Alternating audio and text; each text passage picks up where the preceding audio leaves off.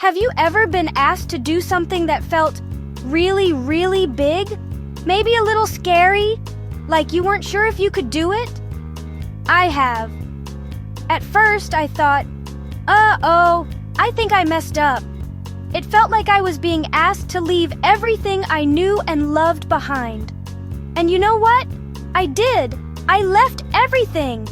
It was the biggest, scariest, and most important adventure of my whole life.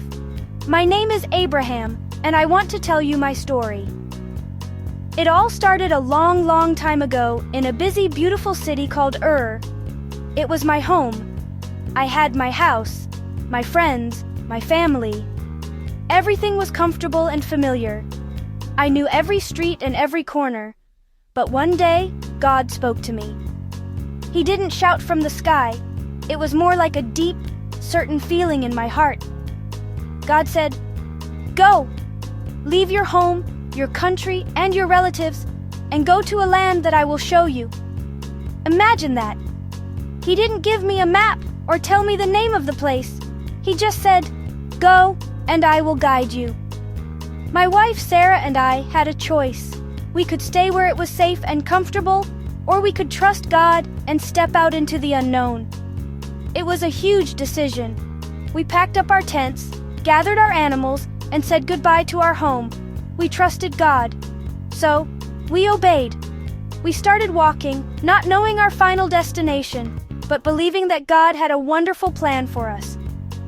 That first step was the hardest, but it was also the beginning of me becoming God's friend. Being God's friend is an amazing thing. It's not about being perfect. It's about trusting and listening. On our long journey, we talked with God, and He always took care of us. He was like a guide who never leaves your side. And as His friend, God made me some incredible promises. He promised that I would become the father of a great nation, and that my family would be as numerous as the stars in the sky. But there was a problem, a big one. Sarah and I were getting very, very old. We didn't have any children.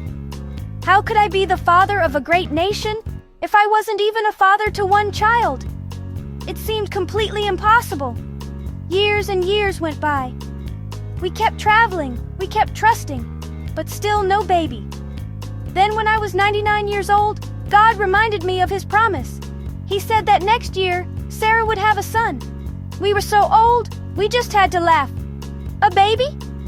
For us? It sounded like the most impossible thing in the world, right? But God can do impossible things. And guess what? He kept His promise.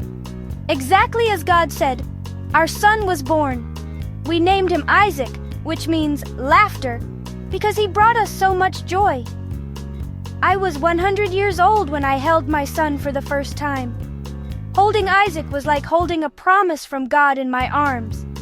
He was proof that God always keeps His word, even when we have to wait a very long time. We loved Isaac more than anything. Watching him grow was the greatest happiness. But then, years later, God tested my trust in a way I could never have imagined. It was the hardest thing I was ever asked to do. God asked me to take my son, my only son Isaac, whom I loved, and offer him on a mountain. My heart felt so heavy. This was the son God had promised, the son we had waited a lifetime for. It didn't make any sense. How could God's promise of a great nation come true if Isaac was gone? I was confused and sad, but deep down, I remembered something. I remembered that God had always been faithful. He gave me Isaac when it seemed impossible. I had to believe that even in this, God had a plan I couldn't see. So, with a heavy heart, I obeyed. Early the next morning, Isaac and I began our journey to the mountain. As we walked, Isaac asked, "Father, we have the supplies for the offering, but where is the lamb?" My heart ached, but I told him, "God Himself will provide the lamb, my son." I didn't know how, but I chose to trust that He would. When we reached the place God had shown me, just as I was about to do the hardest thing ever, an angel of the Lord called out from heaven, "Abraham! Abraham!" "Do not harm the boy." It was a voice of pure relief. I looked up, and the angel said, "Now I know that you trust God because you have not withheld from me your son, your only son." I looked over, and there, caught in a thicket, was a ram. A ram was given to us, just as I had hoped. God provided. He had tested my heart to see if I trusted Him more than anything, even more than my most precious gift. And because I trusted Him, He provided exactly what we needed, right when we needed it. Isaac was safe. That day, I learned the biggest lesson of all.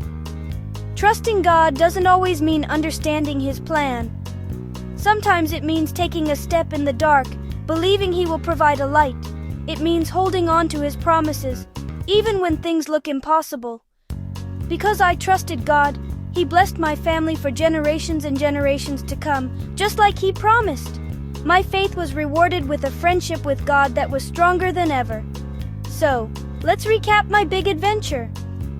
First, God asked me to leave my comfy home and go to a new, unknown place. It was scary, but I trusted Him and went. Then God promised me a son, even though I was super old. It seemed impossible, but I believed Him, and Isaac was born. Finally, God gave me the biggest test of all on the mountain, and I chose to trust Him, even when I was scared and confused. And what happened? God provided! Now I have a couple of questions for you. Can you think of a time you had to be brave and trust someone, like a parent or a teacher, even when you were a little nervous? What does it feel like to know that someone is taking care of you and has a good plan for you? Abraham's story shows us that trusting God is the most important adventure of all. Remember, even when things seem confusing or scary, you can choose to trust. Just like I did. You can be brave, you can be obedient, and you can be a friend of God too, and that is the best reward of all. Thanks for listening to my story.